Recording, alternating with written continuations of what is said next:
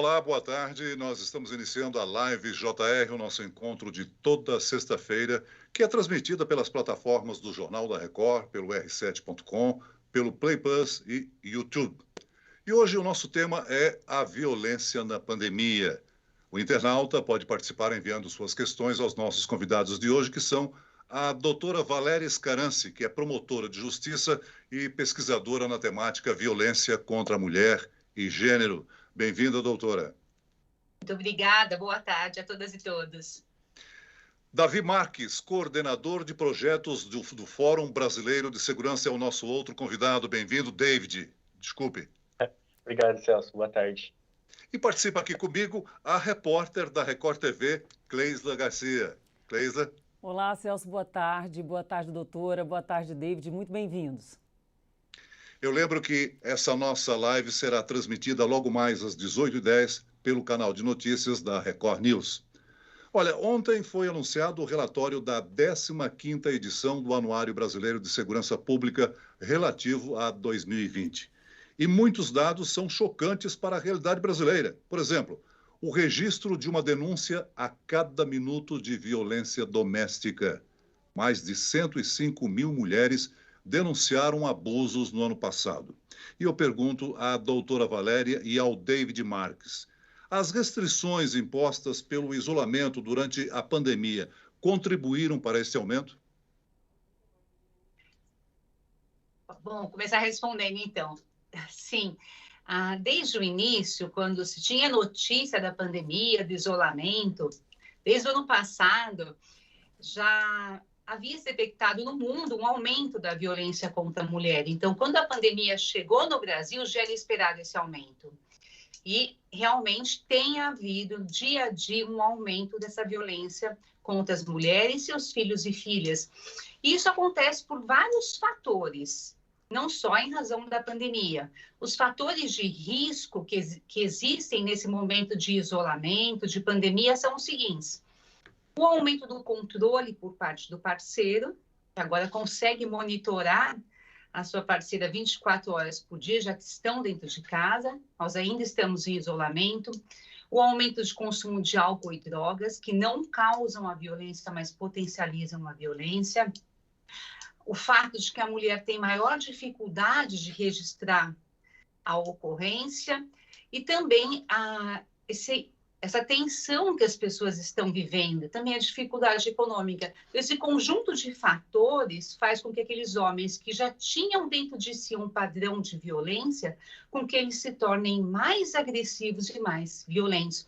Mas já para começar o nosso debate, Celso e David, eu queria dizer o seguinte, Cleisla, que nenhuma pandemia transforma homens pacíficos em violentos. Esses homens aqui mencionados, nas 695 mil notícias, denúncias, eram homens que já eram violentos e se tornaram mais violentos durante a pandemia. David? Sim, eu concordo com a doutora Valéria. Acho que, além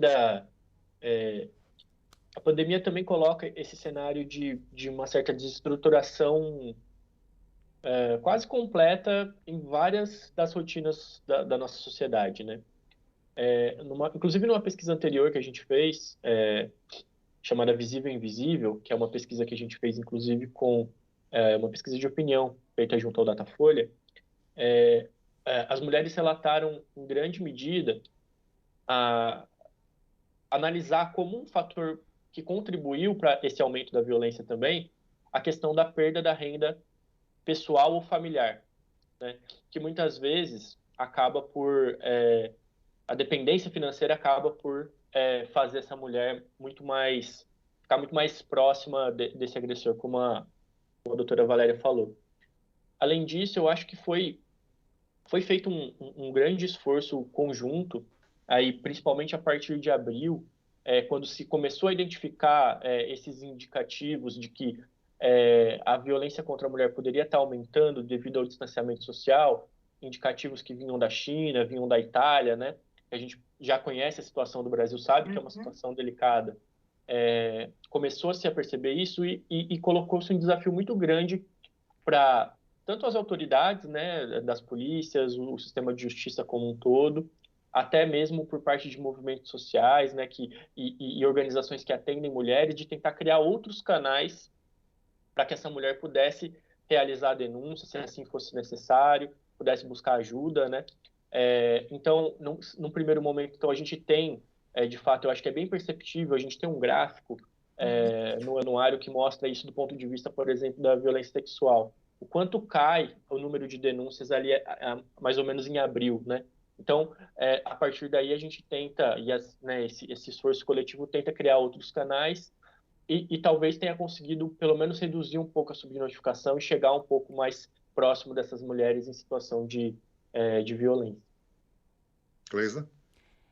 Sobre isso mesmo que eu queria falar, doutora Valéria, foi bom o David lembrar. Pelo infográfico do fórum, né, a gente observa que tem um aumento ali de feminicídio de 0,7%, menos de 1%. Então, parece pequeno, perto da expectativa de crescimento e do movimento que a gente percebia. A senhora acredita, doutora Valéria, que a subnotificação, principalmente nos primeiros meses do isolamento, essa subnotificação tem impedido esse número de ser ainda bem maior do que a gente tem conhecimento? Eu acho que essa pergunta é super importante. Eu respondo em duas partes, tá bom? Em primeiro lugar, eu queria colocar o seguinte, acho que os números, eles são relevantíssimos e esse trabalho que o Fórum faz é muito importante, porque praticamente nós não trabalhamos com dados no nosso país, né? Não existe essa cultura de números, de pesquisas, então se não fosse o Fórum Brasileiro de Segurança Pública e uma ou outra pesquisa que nós temos, então nós ficaríamos sem dados. No Ministério Público, nós temos algumas pesquisas mais regionais, locais, no estado de São Paulo. Agora, quando nós falamos de aumento de feminicídio, eu acho muito, muito importante interpretar esses dados quando se fala em aumento de feminicídio. Por quê? Feminicídio é um crime novo, é um tipo penal novo. Antigamente, todas as mortes de mulheres eram tipificadas, catalogadas, consideradas homicídios. Então, para se considerar, para se verificar se houve o aumento de mortes de mulheres, tem que se verificar o número efetivo, o número total de mortes de mulheres. Por quê? Eu sempre converso com isso com a Samira também, com o David. Se nós olharmos só o número de feminicídios, o que vai acontecer? Quanto mais a lei for aplicada, quanto mais mortes de mulheres forem registradas como feminicídio, mais se vai ter a sensação de que as mulheres estão morrendo mais. Há uma média de 4.500 mortes por ano de mulheres. 1.300 delas registradas como feminicídio. Então, é uma análise sempre cuidadosa, verificar se efetivamente as mulheres estão morrendo mais ou se a lei de feminicídio ela está sendo mais aplicada. Mas, de qualquer maneira, sim, a subnotificação, já a segunda parte da resposta, ela é o principal incentivo, a principal causa de morte de mulheres.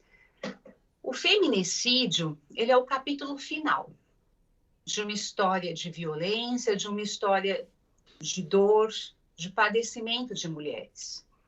Em regra, o feminicídio acontece uma relação íntima. E essa violência vai se estabelecendo aos poucos, mas no início a mulher não enxerga aquela relação violenta.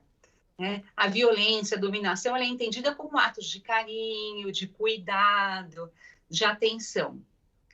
E os pequenos gestos de violência são banalizados. Então, para prevenir feminicídio, nós precisamos, primeiro, identificar os primeiros sinais, aqueles sinais tênues mesmo, de dominação, de uma relação abusiva, e impor limites, e orientar essas meninas jovens, que muitas jovens morrem, né? E, aliás, a pesquisa mostra isso, que as mulheres que morrem são mulheres jovens, né, até 44 anos, e mulheres adultas.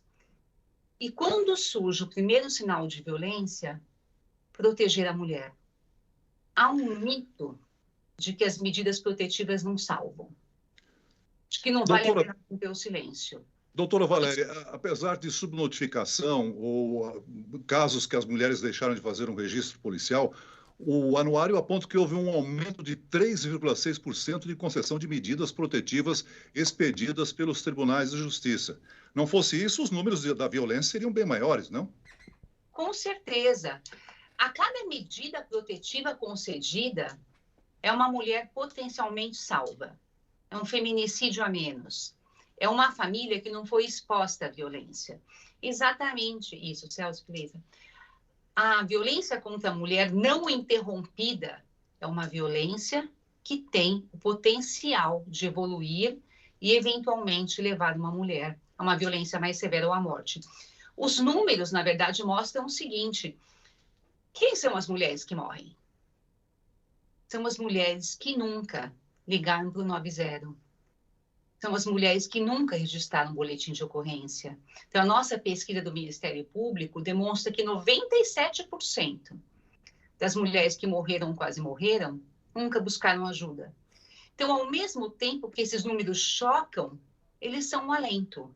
Por quê? Esses homens não se tornaram violentos em razão da pandemia, mas as mulheres se tornaram mais conscientes, como o David disse. Com esses canais de comunicação, as mulheres estão rompendo o silêncio. E se elas estão rompendo o silêncio, elas estão potencialmente salvas. David, quer complementar, David? Sim, eu acho que, realmente, além disso que a doutora falou, eu acho que a gente fez um exercício esse ano de tentar olhar justamente essa relação entre o crime tipificado como feminicídio e os homicídios de mulheres, né? Fazendo o exercício para o ano de 2020, sempre também fazendo uma ressalva de que a gente busca dados junto à Secretaria de Segurança Pública, junto às polícias, né, todos os anos. Cada vez mais nós temos tentado buscar bases de dados, aquelas que vêm com o detalhamento das vítimas, detalhamento do crime, o melhor que se tem, né? Mas muitas vezes esse registro é falho, né? Às vezes não é bem preenchido lá na ponta.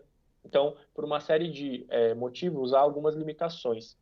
Mas com os dados disponíveis, a gente fez um exercício de olhar qual era a proporção dos homicídios de mulheres que tinham sido cometidos por companheiros ou ex-companheiros, denotando, portanto, uma relação íntima, que poderia ser caracterizada como feminicídio. E a gente encontrou que 14,7% dos homicídios de mulheres não estavam classificados como feminicídio. Aí, por volta de 377 homicídios de mulheres que poderiam estar na conta de feminicídio, mas estavam mal tipificados. Ou seja, essa questão da subnotificação vai passar também, em grande medida, por uma melhor qualificação das instituições policiais para poder fazer o reconhecimento desse crime como um feminicídio de fato, e aí a gente vai ter uma ideia melhor a respeito do problema e poder encarar melhor. Exatamente, muito bom. Cleisa? David, foi mais difícil para o fórum, porque já é muito desafiador você fazer todos esses recortes sem cometer nenhuma injustiça com aquele Estado que está mais aparado, né, para dar mais informações. Foi mais difícil durante a pandemia. A gente sabe que, inclusive, os Estados Unidos tiveram muita dificuldade, né, para fazer dados parecidos. Então, como é que o Fórum trabalhou nesse ano? Vocês tiveram que usar outras estratégias? Bom, na verdade, o anuário está chegando, então, na sua 15ª edição. Então, existe um aprendizado organizacional grande em relação a isso. Esse ano, principalmente, a gente buscou fortalecer relacionamentos com os gestores estaduais de estatística, né, que são justamente as pessoas responsáveis, na maior parte das vezes, dentro das secretarias de segurança pública, por fazer publicações e consolidar dados oficiais a respeito de crime, de violência, de segurança pública, né. O principal instrumento para a gente construir o anuário hoje é a Lei de Acesso à Informação.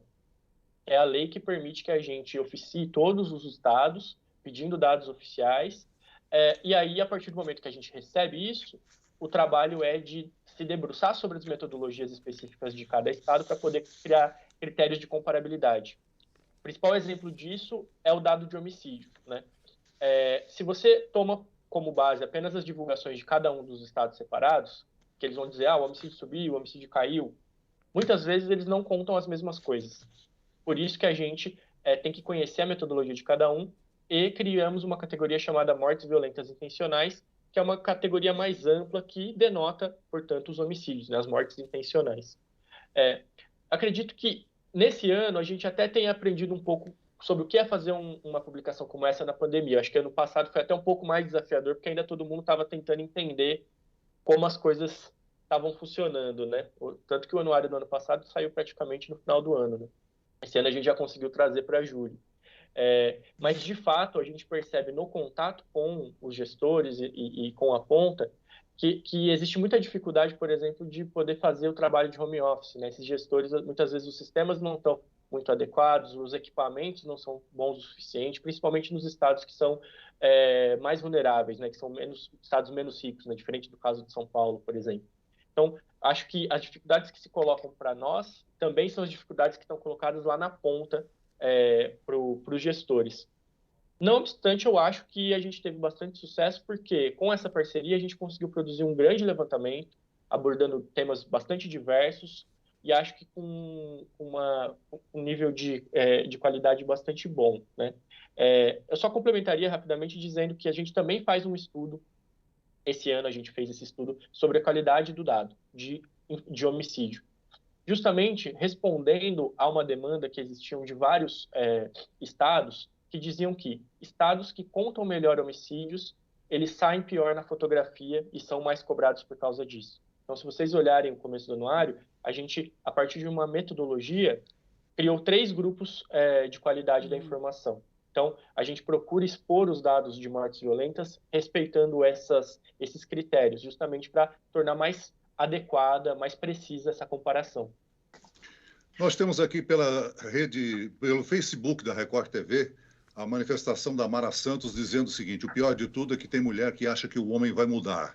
Esse tipo de homem não muda nunca. Bateu a primeira vez, vai bater sempre. Infelizmente, essa é a realidade. E a Heloísa Santos pergunta: a ponta de denúncia ainda é muito falha. Algumas delegacias de mulheres não têm o delegado direto do plantão e dificilmente registram um boletim de ocorrência por violência psicológica, sendo que muitas vezes a violência psicológica migra direto para o feminicídio. Eu pergunto à doutora Valéria, prestando um serviço, como denunciar os casos de violência contra a mulher? Quais são os canais, telefones e meios para registrar ocorrências e quem pode denunciar? Uma vizinha pode, por exemplo, meter a colher na briga de homem e mulher?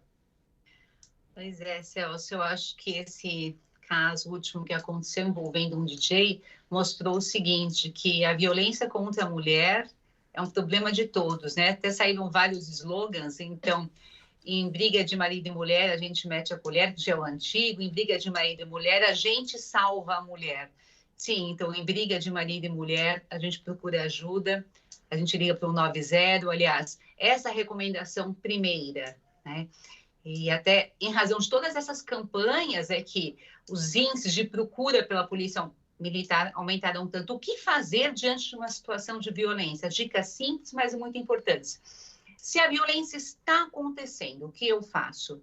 A casa vizinha, eu ligo para a polícia militar. Eu não vou interferir naquela briga. Polícia militar tem treinamento, eu ligo para a polícia militar. Se eu presencio uma situação de violência, eu não posso ser conivente. Tenho que advertir aquela pessoa, tenho que dizer para aquela pessoa que não está correto e falar que eu vou procurar a polícia. Se eu sofro uma situação de violência, é uma vítima, o que essa vítima deve fazer? Bom, primeiro, fundamental, não se sentir culpada.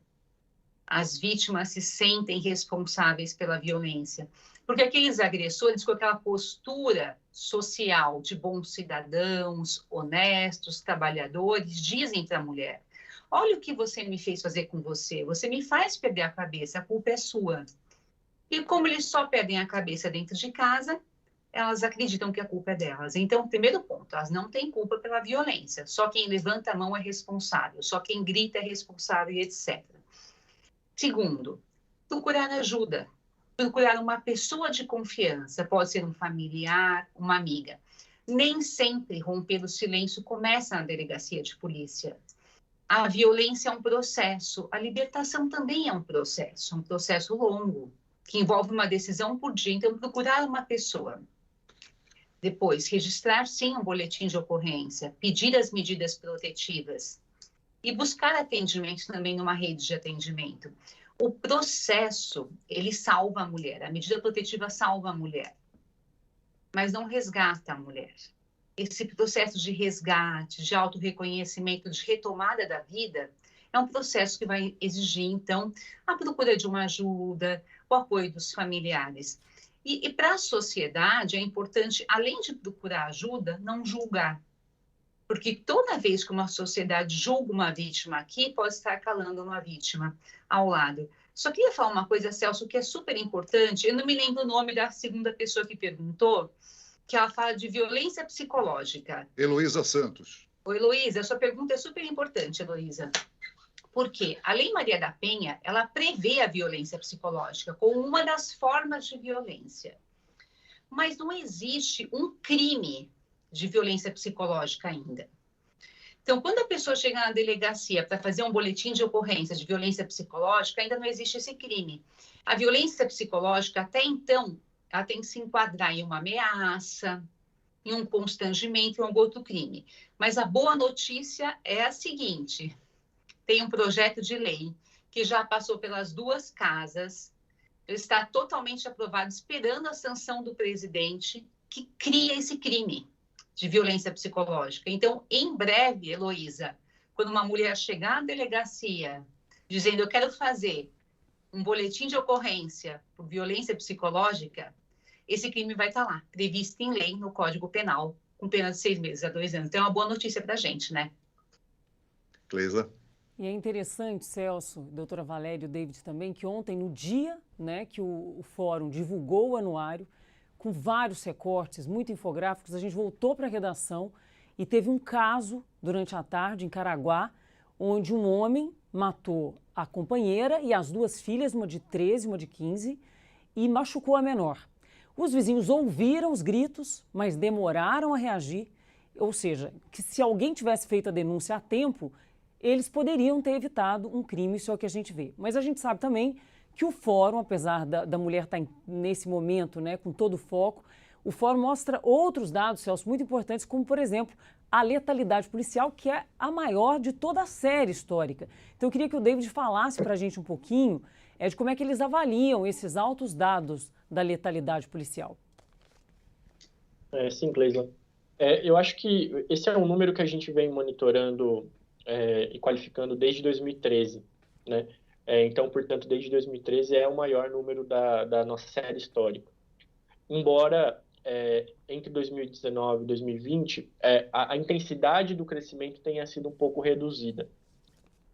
E isso aconteceu em grande medida por conta de dois estados que pesam bastante nessa conta, que são Rio de Janeiro e São Paulo.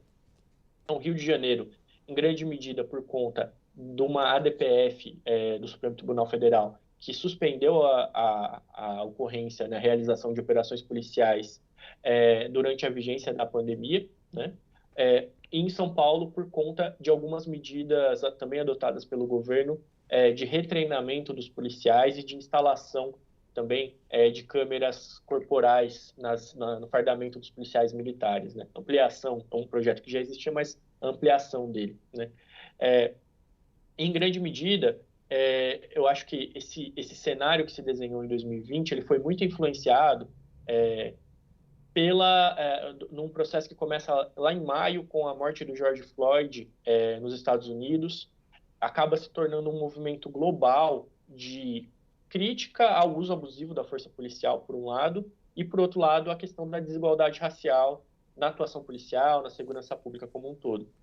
Esse movimento encontra no Brasil, aqui em São Paulo, especificamente, no mesmo contexto, ali mais ou menos em junho, a gente teve ali uma profusão de casos de uso abusivo da força policial registrados em vídeo, que ganharam as redes sociais, tiveram muita repercussão e levaram, então, a ampliação desses mecanismos de retreinamento, de controle por meio do vídeo, né? Então, talvez não fossem essas medidas nesses dois estados, a gente teria até um número maior de letalidade. Mas um outro ponto que eu gostaria de chamar a atenção quando a gente olha o dado do Brasil, a gente, na verdade, para entender melhor ele, tem que olhar as regiões, entender melhor o contexto de cada um dos estados. E lá a gente vai perceber que não são todos os estados que têm os mesmos problemas com essa questão da letalidade policial. A gente tem estados que se destacam mais negativamente nesse aspecto. Então, além de Rio de Janeiro e São Paulo, como eu citei, a gente tem estados como Goiás, estados como o Amapá, que têm sido caracterizados negativamente por ter ali uma cultura organizacional ou debilidades nos controles do uso da força policial que são muito preocupantes, né? Então, o grande desafio que está colocado agora, em 2021, é aperfeiçoar esses controles. A gente viu, sejam eles no âmbito do sistema de justiça ou no âmbito da tecnologia, como, por exemplo, a utilização de câmeras, o grande desafio de fazer esse controle do uso da força policial. Porque a concepção, que é muito tradicional nesse campo, no senso comum de dizer que bandido bom é bandido morto, de que a polícia, para fazer o controle da violência, tem que agir com violência, ela é uma concepção, na verdade, equivocada, errônea, né? Se você olha para os dados do anuário desse ano, por exemplo, você vai ver aí uma queda em praticamente todos os crimes patrimoniais. Evidentemente que, em parte, impactados pela pandemia, né? Principalmente, assim, roubo de transeunte e tal. Mas para mostrar que não existe uma associação entre esses dois fenômenos, né? Estados que reduziram a letalidade, como São Paulo e Rio, também viram redução de crimes patrimoniais. Então, essas coisas elas devem caminhar juntas, né? De forma conjunta. Ainda nesse item, letalidade, quase 80% das vítimas eram negras e a grande maioria de homens entre 12 e 29 anos, uma parcela considerável de jovens, né? E hoje, um dado preocupante divulgado pelo Disque 100 do Ministério da Mulher, da Família e Direitos Humanos aponta que só no primeiro semestre desse ano, 2021, foram registrados 50 mil casos de violência contra crianças e adolescentes. A grande maioria acontece dentro de casa, por pessoas próximas. Nós temos o exemplo assustador do menino Henri Borel, que já foi citado aqui, né, no Rio de Janeiro, que morreu em março, onde a mãe e o padrasto são acusados. O Estatuto da Criança e Adolescente não é um mecanismo suficiente para combater esse tipo de violência, doutora? A violência, o Estatuto da Criança e Adolescente, assim como a Lei Maria da Penha, é uma legislação extremamente avançada. Mas a gente sempre diz, é mais fácil aprovar leis avançadas do que tornar essas leis realidade. Então, a violência é uma questão cultural. A nossa sociedade é uma sociedade ainda muito violenta. As crianças são educadas, muitas vezes ainda com violência. A violência dentro de casa é banalizada, é subnotificada. As pessoas não se envolvem como se fosse uma questão familiar. Da mesma maneira que há um silenciamento em relação às mulheres, há um silenciamento em relação às crianças. Tem um dado, Celso, inclusive referido aqui, referido na pesquisa do Fórum das Vias de Segurança Pública, que é assustador quanto aos índices de violência sexual. Porque, às vezes, se tem uma noção de que a violência sexual acontece nas ruas, um beco escuro. Não, a violência sexual acontece dentro de casa. As principais violências, né, que assolam a vida de meninas e mulheres e filhos acontecem dentro de casa. Então, essa diferença de 6 mil notificações que não foram feitas de um ano para outro é uma diferença muito grande, porque, em regra, os abusadores são pais e padrastos. Essas notificações são feitas como escola, conselho tutelar. Com esse ensino em casa, as crianças estão isoladas, estão monitoradas pelos abusadores. Eu me lembrei, a gente estava falando há pouco da omissão das pessoas, né? A criança não consegue se defender sozinha. Então, quem é que vai... Quais são as pessoas que percebem uma violência? São os parentes, os professores, o conselho tutelar. E a criança também... ela não fala necessariamente daquela violência, ela fala por sinais, então ela modifica o comportamento, ela se torna arredia, né? Muitas vezes o que parece uma criança rebelde, na verdade, é uma criança que sofre violência, e os professores e conselheiros, técnicos, têm que ter um olhar atento. Eu me recordo, vou fazer um paralelo em duas situações, porque, na verdade, nós estamos falando da mesma coisa. Nós estamos falando de uma sociedade que tem boas leis, mas uma sociedade que ignora essas leis e que muitas vezes ignora essas vítimas. Foram duas situações com vítimas diferentes, mas que mostram como a sociedade se omite. Uma delas é um casal,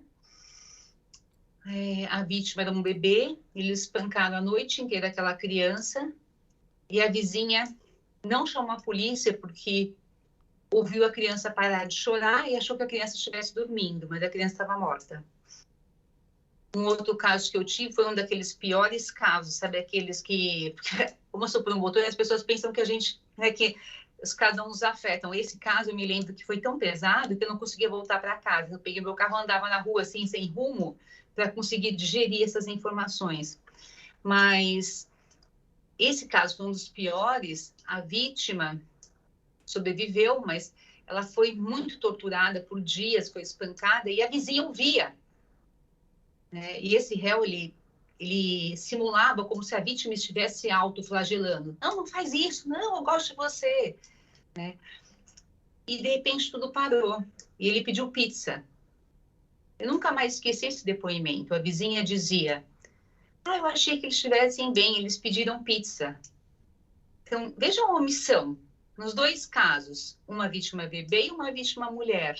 Né? Então, o que eu acho que mudou com a pandemia, que falando assim sobre um olhar mais positivo, é a consciência da sociedade. Esses números, 695 mil chamadas da Polícia Militar são ruins, não são bons.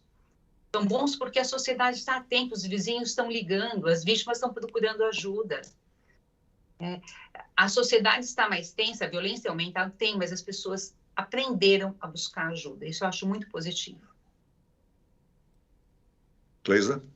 Doutor, e a gente sabe também que a maior parte dessas vítimas, né, são meninas, crianças, inclusive, Celso, pessoas com deficiências físicas e mentais, para mostrar o tamanho dessa crueldade.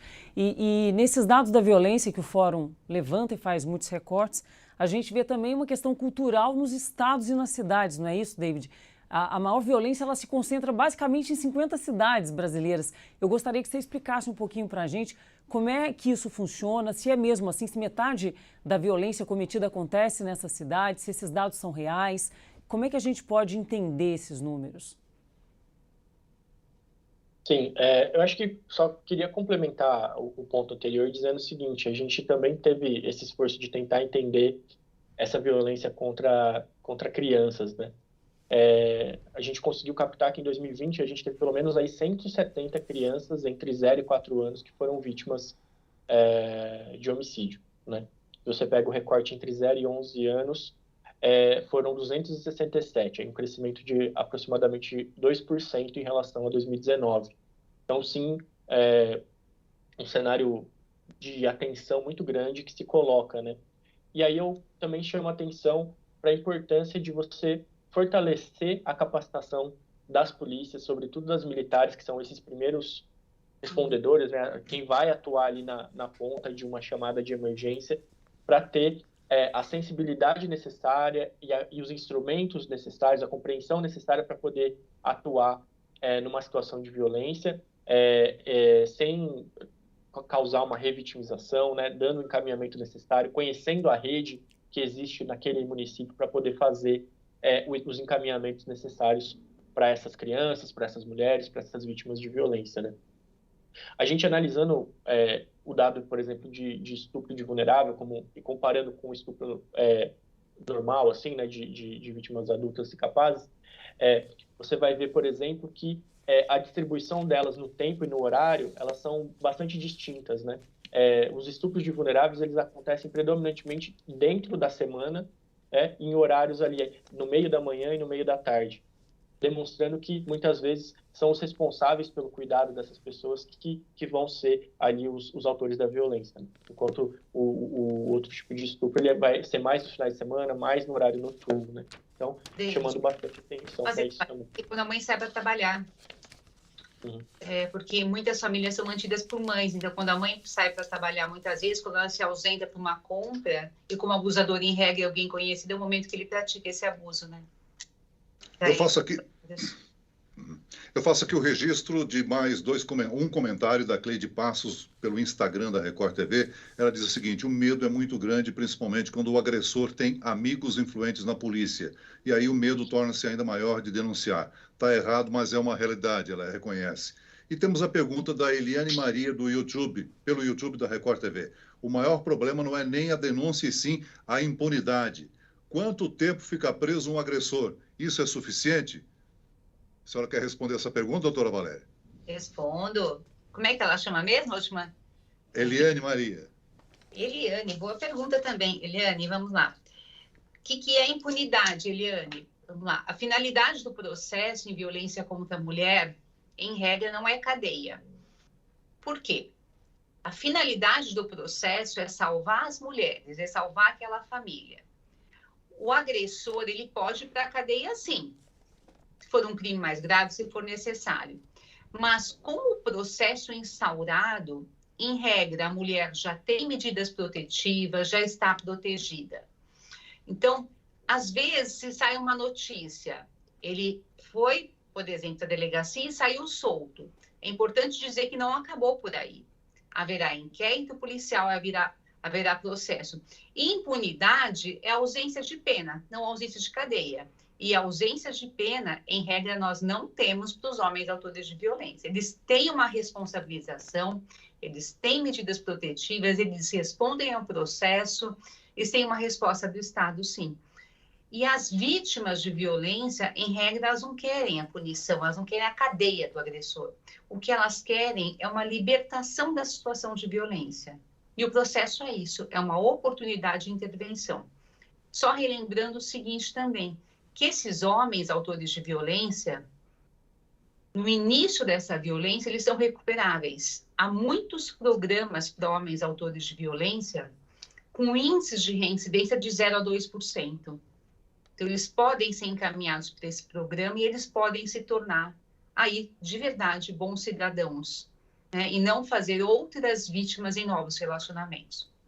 Ô, David, no ano passado houve um crescimento de praticamente 100% no registro de novas armas. Isso dá pelo menos uma arma a cada 100 brasileiros. Você acredita que esse aumento pode ter influenciado outros tipos de crimes? Nós tivemos aí o registro de 50.033 pessoas assassinadas. Sim, é bastante conhecido no âmbito das pesquisas sobre violência que as armas de fogo são um fenômeno um fator de risco para o cometimento de violência, sobretudo de crimes letais, né? Há estudos que indicam que o incremento de 1% no número de armas em circulação pode incrementar em até 2% a taxa de homicídios, né?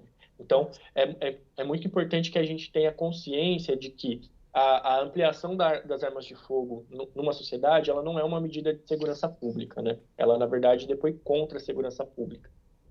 E no nosso caso, em específico, existem outros problemas envolvidos. Primeiro porque, atualmente, as últimas medidas tomadas pelo governo federal de flexibilizar o acesso, de tornar mais fácil para uma quantidade maior de pessoas com menos restrições, um número maior de armas de fogo, ela acontece ao mesmo tempo de que você não tem um fortalecimento dos sistemas de controle para evitar desvios, para evitar a má utilização desses equipamentos. Então, na prática, o que acontece é uma receita explosiva para a segurança pública, justamente porque, inclusive, iniciativas que estavam em andamento de você ter a marcação de munições em lotes menores para que seja mais fácil para as polícias fazer o rastreamento dessas armas, essas medidas foram desmobilizadas. Então, é muito preocupante você ver, inclusive, consultando os próprios policiais, a gente fez isso no âmbito do anuário, a gente identifica que os próprios policiais, a menor parte dos policiais são favoráveis a uma ampliação irrestrita, sem nenhum tipo de controle do armamento, né? A maior parte dos policiais, na verdade, defende que, se for feita essa ampliação, que ela seja feita com fortalecimento de controles para que essas armas não façam essa ponte entre o mercado legal e o mercado ilegal e que elas não caiam nas mãos de pessoas que não têm capacitação suficiente, seja técnica ou psicológica, e que muitas vezes vão poder utilizar uma arma como essa num conflito interpessoal, usar essa arma dentro de casa, às vezes numa violência, inclusive, íntima, né? David, lamentavelmente nós estamos chegando ao fim da nossa live, mas eu pergunto para você, até agora nós registramos índices negativos do anuário 2020. O que se pode salientar de decréscimo nos registros, ou seja, de positivo? 30 segundos. Eu diria que a gente tem conseguido reduzir bastante os crimes patrimoniais, né? Eu acho que a pandemia até deu uma ajuda nisso, impulsionou um pouco essas ações, mas de forma majoritária nos estados brasileiros, a gente tem verificado reduções nos crimes patrimoniais. Isso é bastante bom porque é um dos principais fatores de insegurança para a população. É evidente que a gente ainda tem desafios enormes na área de segurança pública, vitimização letal, violência contra a mulher, entre outros, mas pelo menos nessa área, aparentemente, a gente tem conseguido melhores resultados. Eu tenho tempo para registrar o agradecimento à doutora Valéria Scaranci, promotora de justiça e pesquisadora na temática violência contra a mulher e gênero, e também ao David Marques, coordenador de projetos do Fórum Brasileiro de Segurança Pública, e também à repórter da Record TV, Cleisla Garcia. Muito obrigado pela participação de todos e até uma próxima oportunidade. Obrigada, Celso. Até. Boa tarde. Até a próxima. Até lá.